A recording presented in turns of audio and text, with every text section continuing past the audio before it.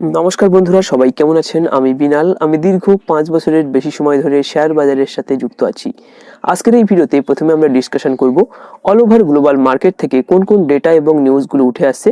তার সাথে সাথে আমরা আলোচনা করব কালকে আমরা কিভাবে নিফটি 50 এবং ব্যাংক নিফটির মধ্যে ট্রেডিং করব, কিভাবে ট্রেডিং সেটআপ বানাবো, সেটাও আজকের ভিডিওতে আমরা ইন ডিটেলসে আলোচনা করব। তো ভিডিও শুরুর আগে সবাইকে রিকোয়েস্ট করব, যারা ভিডিওটি প্রথমবার দেখছেন অথবা এখনো পর্যন্ত চ্যানেলটিকে সাবস্ক্রাইব করেননি, দয়া করে চ্যানেলটিকে সাবস্ক্রাইব করে রাখবেন। আপনি এই চ্যানেল থেকে ট্রেডিং এবং শেয়ার বাজার সম্পর্কিত যাবতীয় তথ্য সম্পূর্ণ ফ্রিতে আপডেট পেয়ে যাবেন। তো আসুন দেরি না করে আজকের এই ভিডিওটি এবার আমরা শুরু করি। তো আসুন প্রথমে আমরা দেখে নিই যে এখানে গ্লোবাল মার্কেট থেকে কোন কোন নিউজ এবং ডেটাগুলো উঠে আসছে। তারপর আমরা যেমনটা ডিসকাশন করি নিফটি 50 ব্যাংক নিফটির মধ্যে কিভাবে ট্রেডিং করব সেটা নিয়ে ডিসকাশন করে নেব। তো আসুন দেখে নিই কি বলছে। তো আজ 25শে ফেব্রুয়ারি 2026, গত দিনের বড় পতনের পর ভারতীয় শেয়ার বাজারে এক শক্তিশালী পুনরুদ্ধার বা র্যালি দেখা গেছে। বিএসসি সেন্সেক্স 700 পয়েন্টের বেশি এখানে বেড়েছে, প্রায় 83,000-এর কাছাকাছি এখানে পৌঁছে গিয়েছে সেন্সেক্স, এবং নিফটি 50 এখানে 25,655-র গন্ডি এখানে টেস্ট করে আবার কিন্তু 25,500-র নিচে এখানে চলে এসছে। তো আসুন দেখে নিই এখানে কোন কোন কারণগুলো উঠে আসছে। বাজারের যে ছোটখাটো একটা মুভ আমরা দেখলাম, এটার পিছনে কোন কোন কারণগুলো রয়েছে আসুন সেটা একবার দেখে নিই। তো ফার্স্ট পয়েন্ট আমাদেরকে বলছে আইটি সেক্টরের ঘুরে দাঁড়ানো। তো আসুন দেখে নিই কি বলছে। গতকাল আইটি সেক্টর প্রায় 5% পড়ে গিয়েছিল, কিন্তু আজ সেই পরিস্থিতি পুরোপুরি বদলে গেছে। কারণটা কি আছে? মার্কিন এআই কোম্পানি অ্যানথ্রপিক এর সাথে বড় কিছু কোম্পানির অংশীদারিত্বের খবর আসায় বিনিয়োগকারীদের ভয় কেটেছে। তো আমি আপনাদেরকে বলেছিলাম ভারতীয় যে সমস্ত আইটি কোম্পানিগুলো রয়েছে এরা যদি এআই যে কোম্পানিগুলো রয়েছে এদের সাথে একটা কোলাবরেট করে, এদের সাথে যদি একটা পার্টনারশিপ করে, সেক্ষেত্রে কিন্তু আমাদের মার্কেটে যে সমস্ত আইটি স্টকগুলো রয়েছে এগুলোর ভিতরে কিন্তু পুনরায় আবার একটা স্ট্রেংথ আমরা দেখতে পারি। এটা কিন্তু আমি আগেই আপনাদের সাথে শেয়ার করেছিলাম। তেমনই একটা নিউজ এখানে উঠে আসছে, যেটার কারণে আইটি সেক্টরের ভিতরে কিন্তু একটা ছোটখাটো এখানে একটা মুভ আমরা আজকে লক্ষ্য করতে পেরেছি। তো ফলাফল কি হয়েছে এটার কারণে? তো এটার ফলে টিসিএস, ইনফোসিস, এইচসিএল টেকের মতো শেয়ারগুলি প্রায় 2 থেকে 4% বৃদ্ধি পেয়েছে। তো এই যে পার্টনারশিপের একটা খবর এসছে, সেটার কারণেই কিন্তু এখানে মুভমেন্টটা হয়েছে। তো আসুন দেখে নিই নেক্সট রিজন আমাদেরকে কি বলছে। তো সেকেন্ড পয়েন্ট বলছে বিশ্ব বাজারের ইতিবাচক প্রভাব। তো আসুন দেখি কি বলছে। আন্তর্জাতিক বাজারের ভালো পারফরমেন্স ভারতীয় বাজারকে সাহায্য করেছে। ফার্স্ট পয়েন্ট বলছে আমেরিকান বাজার কি বলছে, গত রাতে ওয়াল স্ট্রিটের টেক স্টকগুলি এখানে ঘুরে দাঁড়িয়েছে, মানে এদের ভিতরে পুনরায় আবার একটা ছোটখাটো মুভ আমরা লক্ষ্য করেছি। ছোটখাটো এখানে কিন্তু একটা পজিটিভিটি এখানে লক্ষ্য করা গিয়েছে। আর এশীয় বাজারের পরে যদি নজর রাখা যায়, সেক্ষেত্রে জাপানের নিকি এবং সাউথ কোরিয়ার কসপি বাজার আজ রেকর্ড উচ্চতা ছুঁয়েছে। তো এখানে এই দুটো মানে দেশের মার্কেট কিন্তু এখানে একটা এদের যে স্টক মার্কেট রয়েছে এখানে কিন্তু একটা ভালো ধরনের পজিটিভিটি আমরা লক্ষ্য করতে পেরেছি। তো আসুন দেখে নিই নেক্সট পয়েন্ট আমাদেরকে কি বলছে। তো নেক্সট পয়েন্ট বলছে বিদেশি বিনিয়োগকারীদের সক্রিয়তা বা এফআইআইদের এখানে সক্রিয়তার কথা বলা হচ্ছে। আসুন দেখে নিই কি বলছে আমাদের। দীর্ঘ 7 মাস একটানা বিক্রির পর 2026-এর ফেব্রুয়ারিতে বিদেশি বিনিয়োগকারীরা আবার শেয়ার কেনা শুরু করেছেন। এই বাড়তি লিকুইডিটি বাজারকে স্থিতিশীল করতে সাহায্য করেছে। দেখুন আমি আপনাদেরকে বলেছিলাম যে এফআইআইটা কন্টিনিউয়াসলি এখানে সেলিং করে চলেছে আমাদের মার্কেটে লাস্ট 6-7 মাস ধরে। তো আমি বলেছিলাম এরা যদি পুনরায় আবার বাইং করা শুরু করে, সেক্ষেত্রে কিন্তু মার্কেটে একটা স্ট্রেংথ আমরা লক্ষ্য করতে পারি। আর আমাদের যে বাজেট পেশ হলো, বাজেটের পর থেকেই কিন্তু এরা পুনরায় আবার একটা বাইং এখানে করছে, মার্কেটে কম বেশি বাইং করছে। আগে কিন্তু 6-7 মাসের ভিতরে কন্টিনিউয়াসলি তাদের সেলিং চলছিল, কোনো ধরনের বাইং কিন্তু তাদের তরফ থেকে এখানে দেখা যাচ্ছিল না। তো এখানে বাজেটের পর থেকে এখানে ছোটখাটো বাইং কিন্তু মার্কেটে এফআইআই আবার করা শুরু করেছে, এবং যেটার কারণে এখানে বাজারে কিন্তু একটা স্ট্রেংথ আমরা লক্ষ্য করতে পেরেছি। তো আসুন দেখে নিই নেক্সট পয়েন্ট আমাদেরকে কি বলছে। তো 4 নম্বর পয়েন্ট বলছে ভ্যালু বাইং ও শর্ট কভারিং। গতকাল সেন্সেক্স 1000 পয়েন্টের বেশি পড়ার ফলে অনেক ভালো শেয়ারের দাম অনেকটা কমে গিয়েছিল। বিনিয়োগকারীরা সস্তায় ভালো শেয়ার কেনার এই সুযোগকে কাজে লাগিয়েছেন, যা বাজারকে উপরে ঠেলে দিয়েছে।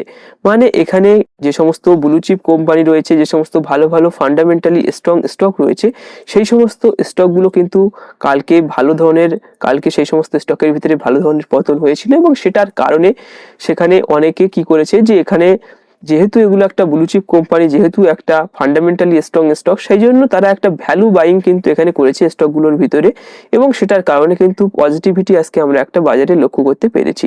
তো আসুন দেখে নিই নেক্সট পয়েন্ট আমাদেরকে কি বলছে। তো এবার আমরা দেখে নেব যে কোন কোন সেক্টর কেমন পারফরমেন্স করেছে। নিফটি আইটি যদি আপনি এখানে দেখেন, সেক্ষেত্রে আপনি দেখতে পাচ্ছেন নিফটি আইটি কিন্তু এখানে 2.5% থেকে 3% ওপরে গিয়েছে, এবং যেটার কারণে ভালো ধরনের মুভ আমরা স্টকগুলোর ভিতরে লক্ষ্য করতে পেরেছি। এর পিছনে কারণ কি রয়েছে? এআই নিয়ে ভয় কমে যাওয়া এবং টেক শেয়ারের কামব্যাক। তো এটার কারণে কিন্তু নিফটি আইটির ভিতরে ভালো ধরনের মুভ হয়েছে। নিফটি মেটালের উপরে যদি আপনি নজর রাখেন, সেক্ষেত্রে এখানে 2%-এর উপরে কিন্তু ইনক্রিজ হয়েছে নিফটি মেটাল ইন্ডেক্স, এবং এখানে টাটা স্টিল বলুন, জেএসডব্লিউ স্টিল বলুন, সেখানে কিন্তু ভালো ধরনের একটা পজিটিভিটি আমরা লক্ষ্য করতে পেরেছি। এর পিছনে কারণ কি রয়েছে? কারণ হচ্ছে বিশ্ববাজারে ধাতুর দাম বৃদ্ধি এবং অভ্যন্তরীণ চাহিদা।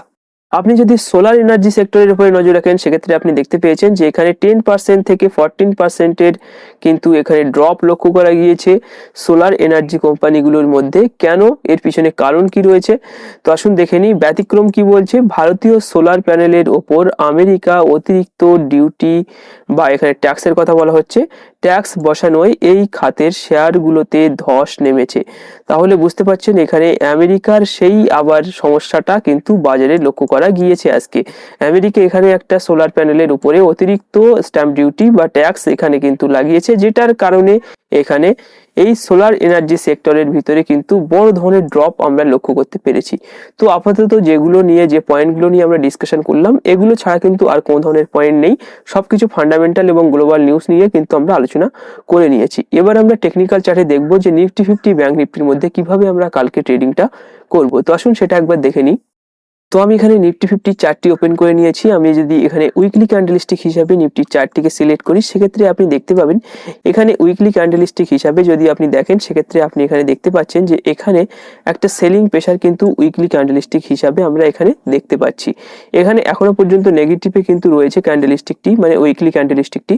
তো এখানে আসুন দেখে নিই যে কিভাবে ট্রেডিং করব। তো ডের ক্যান্ডেলস্টিক হিসাবে যদি আপনি দেখেন, সেক্ষেত্রেও আপনি দেখতে পাচ্ছেন যে এখানে কিন্তু একটা সেলিং প্রেসার এখানে ক্যান্ডেলস্টিকের উপরে রয়েছে। এখানে কিন্তু একটা শুটিং স্টার জাতীয় ক্যান্ডেলস্টিক এখানে তৈরি করছে নিফটি 50।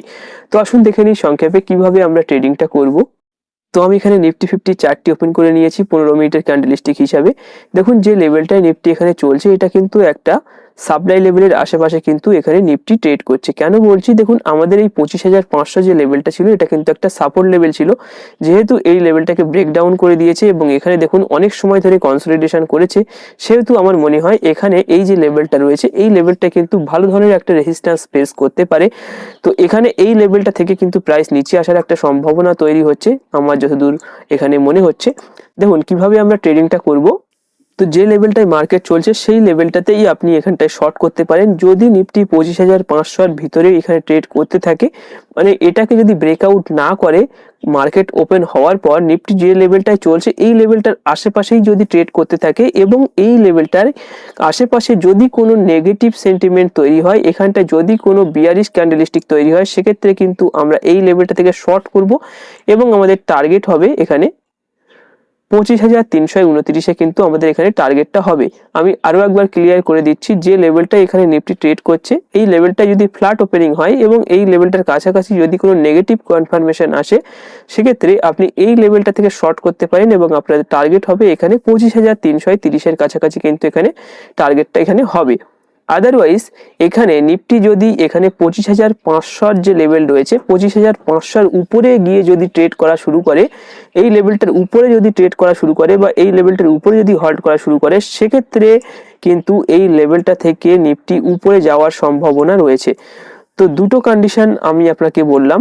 নিফটি যদি যে লেভেলটা ট্রেড করছে এই লেভেলটার আশেপাশে ট্রেড করে, মানে 25,500 নিচে যদি ট্রেড করে এবং এখানে যদি কোনো নেগেটিভ সেন্টিমেন্ট আসে, সেক্ষেত্রে আমরা এই লেভেলটা থেকে শর্ট করব। টার্গেট হবে 25,330-এর কাছাকাছি। আদারওয়াইজ যে লেভেলটায় মার্কেট চলছে ওই লেভেলটা থেকে যদি উপরে চলে যায় এবং 25,500-এর উপরে যদি ট্রেড করা শুরু করে নিফটি, সেক্ষেত্রে কিন্তু ওই লেভেলটা থেকে একটা বাউন্স ব্যাক হওয়ার সম্ভাবনা রয়েছে এবং এখানে টার্গেট হবে 25,650-এর কাছাকাছি কিন্তু আমাদের টার্গেট হবে এবং 25,500-এর নিচে কিন্তু আমাদের স্টপ লস লেভেলটা হবে। তো আশা করি আপনি বুঝতে পেরেছেন যে নিফটির ভিতরে কিভাবে ট্রেডিংটা করব। তো আসুন দেখে নিই যে ব্যাংক নিফটির মধ্যে কিভাবে ট্রেডিংটা করব। তো আমি এখানে ব্যাংক নিফটির চার্টটি ওপেন করেছি। আপনি যদি ডেইলি ক্যান্ডেলস্টিক হিসাবে ব্যাংক নিফটির চার্টটি লক্ষ্য করেন, সেক্ষেত্রে আপনি বুঝতে পারছেন যে ব্যাংক নিফটি এখনো পর্যন্ত আমাদের যে মেইন সাপোর্ট লেভেল ছিল 60,875 সেটার উপরেই কিন্তু এখনো পর্যন্ত ট্রেড করছে ব্যাংক নিফটি। এবং আমি আপনাদেরকে বলেছিলাম ব্যাংক নিফটির ভিতরে কিন্তু একটা স্ট্রেংথ এখনো পর্যন্ত ভালো রকম লক্ষ্য করা যাচ্ছে। তো আসুন দেখে নিই যে কিভাবে আমরা ব্যাংক নিফটির মধ্যে ট্রেডিংটা করব। তো 15 মিনিটের ক্যান্ডেলস্টিক হিসাবে ব্যাংক নিফটির চার্টটিকে ওপেন করে নেব প্রথমে। তো এখানে আমি ব্যাংক নিফটির চার্টটি ওপেন করে নিয়েছি 15 মিনিটের ক্যান্ডেলস্টিক হিসাবে। তো আমরা এখানে কিভাবে ট্রেডিং করব আসুন দেখে নিই। খুবই সিম্পল সেটআপ রয়েছে এখানে। তো যে লেভেলটা এখানে ব্যাংক নিফটি ট্রেড করছে ওই লেভেলটা থেকে যদি পুনরায় এই লেভেলটায় আসে এবং এখানে যদি কোনো ধরনের বুলিশ ক্যান্ডেলস্টিক তৈরি হয়, সেক্ষেত্রে আমরা এই লেভেলটা থেকে কল সাইডে এন্ট্রি করব এবং আমাদের টার্গেট হবে 61,355 কাছাকাছি কিন্তু এখানে আমাদের টার্গেটটা হবে। আদারওয়াইজ যে লেভেলটায় চলছে ওই লেভেলটা থেকে যদি ডিরেক্টলি উপরে চলে আসে এবং এখানে যে 60,355 যে লেভেলটা রয়েছে এই লেভেলটার আশেপাশে চলে এসে যদি এখানে কোনো বিয়ারিশ ক্যান্ডেলস্টিক তৈরি করে, সেক্ষেত্রে কিন্তু এই লেভেলটা থেকে আমরা শর্ট করব এবং আমাদের টার্গেট হবে 60,875 কাছাকাছি কিন্তু আমাদের এখানে টার্গেট হবে। এই লেভেলটা কিন্তু একটা ভালো ধরনের সাপ্লাই লেভেল রয়েছে। এই লেভেলটা থেকে কিন্তু মার্কেট নিচে আসার একটা সম্ভাবনা এখানে লক্ষ্য করা যাচ্ছে। তো এই দুটো কন্ডিশন রয়েছে, এই দুটো কন্ডিশনে যদি মার্কেট আসে সেক্ষেত্রে কিন্তু আমরা এইভাবে ট্রেডিংটা করব। তো আশা করি আপনি বুঝতে পেরেছেন যে নিফটির ভিতরে কিভাবে ট্রেডিং করব, ব্যাংক নিফটির মধ্যে কিভাবে ট্রেডিং করব, অল ওভার মার্কেটে কি সেন্টিমেন্ট রয়েছে, কি কি নিউজ রয়েছে, সবকিছু আজকের ভিডিওতে ডিটেলসে ডিসকাশন করলাম। তো আজকের এই ভিডিওটি এখানেই শেষ করব। ভিডিওটি ভালো লাগলে অবশ্যই ভিডিওটিকে লাইক করবেন, বন্ধুদের সাথে শেয়ার করবেন এবং আপনি যদি আমাদের ইউটিউব চ্যানেলে প্রথমবার ভিজিট করেন সেক্ষেত্রে অবশ্যই চ্যানেলটিকে সাবস্ক্রাইব করে পাশে থাকবেন। ধন্যবাদ।